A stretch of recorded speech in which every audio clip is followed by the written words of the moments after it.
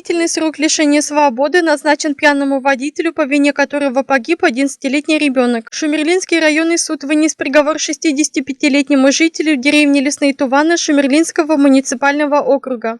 Он признан виновным в совершении преступления, предусмотренного пунктами А, Б части 4 статьи 264 Уголовного кодекса Российской Федерации. Судом установлено, что подсудимый, управляя автомобилем марки Hyundai Santa Fe в состоянии алкогольного опьянения, двигаясь по улице Ленина, деревни Лесные Туваны, увидев идущих в попутном направлении пешеходов, не предпринял мер к остановке транспортного средства и совершил наезд на 11-летнюю девочку, которая катила перед собой детскую коляску с находившимся в ней годовалым братом. После этого злоумышленник, желая избежать ответственности за последствия совершенного им преступления, скрылся с места происшествия и уехал домой, где лег спать. В результате ДТП девочка погибла на месте происшествия. Здоровью годовалого ребенка существенный вред не причинен.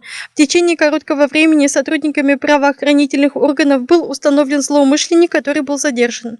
Подсудимый вину в инкриминируемом ему преступлении признал, показал, что после совершения ДТП остановился, подошел к девочке, но так как она двигалась и пыталась самостоятельно встать, подумал, что каких-либо существенных повреждений она не получила, в связи с чем покинул место происшествия. Приговором суда с учетом позиции прокуратуры виновному назначено наказание в виде 8 лет лишения свободы с отбыванием в колонии поселения. Он также лишен права управления транспортными средствами на срок 2 года 6 месяцев. По ходатайству прокуратуры с осужденного в пользу родителей погибшей девочки также взыскана существенная сумма компенсации морального вреда.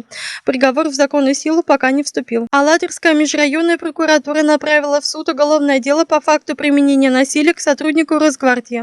Алатырской межрайонной прокуратурой утверждено обвинительное заключение по уголовному делу в отношении 22-летней жительницы Алатырского муниципального округа. Она обвиняется в совершении преступления, предусмотренного частью 1 статьей 318 Уголовного кодекса Российской Федерации, применение насилия, не опасного для здоровья, в отношении представителя власти. Предварительным расследованием, проведенным СКР, установлено, что около 23 часов 20 января 2023 года обвиняемая находилась в кафе-баре «СМАК» города Алатырь в компании своих знакомых, один из которых стал демонстративно нарушать общественный порядок. Для пресечения указанных противоправных действий работникам кафе были вызваны сотрудники Росгвардии, которые по приезду пригласили указанного нарушителя порядка пройти в служебную автомашину для установления его личности и решения вопроса о привлечении его к административной ответственности за мелкое хулиганство. В это время обвиняемая, также находясь в состоянии алкогольного опьянения, в целях воспрепятствования законным действиям сотрудников Росгвардии умышленно нанесла одному из них удары руками и ногами по телу, а также поцарапала ногтями ему руки, причинив телесные повреждения, не образующие вреда здоровью. В ходе расследования уголовного дела вину свою в совершении преступления обвиняемая признала полностью.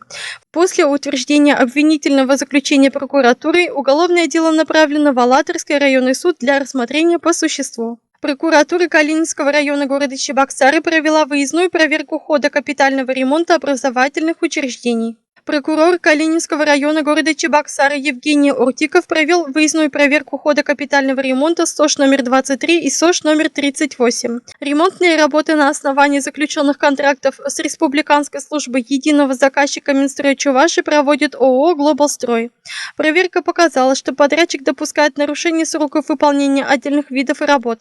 На момент проверки в МПОУ СОЖ номер 38 выполнено чуть более 53% работ от запланированных. С учетом степени готовности объекта руководителю подрядной организации прокурором района объявлено предостережение о недопустимости нарушения законов и ответственности за несвоевременное проведение капитального ремонта. Ранее руководителю указанной подрядной организации также объявлено предостережение о недопустимости дальнейшего нарушения сроков запланированных работ по капитальному ремонту СОЖ номер 23, готовность которой составляет около 64%.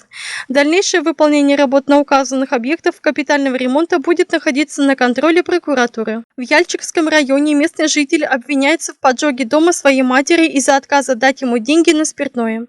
Прокуратуре Яльчикского района утверждено обвинительное заключение по уголовному делу в отношении местного жителя, обвиняемого в совершении преступлений, предусмотренных частью 3 статьей 30, частью 2 статьей 167 Уголовного кодекса Российской Федерации, покушение на умышленное уничтожение чужого имущества путем поджога, части 1 статьей 119 Уголовного кодекса Российской Федерации угроза убийством. По версии органов следствия, 28 ноября 2022 года 41-летний мужчина, воспользовавшись тем, что в доме его матери никого не находилось, занес в жилую комнату баллон с сжиженным газом, облил стены бензином и поджег.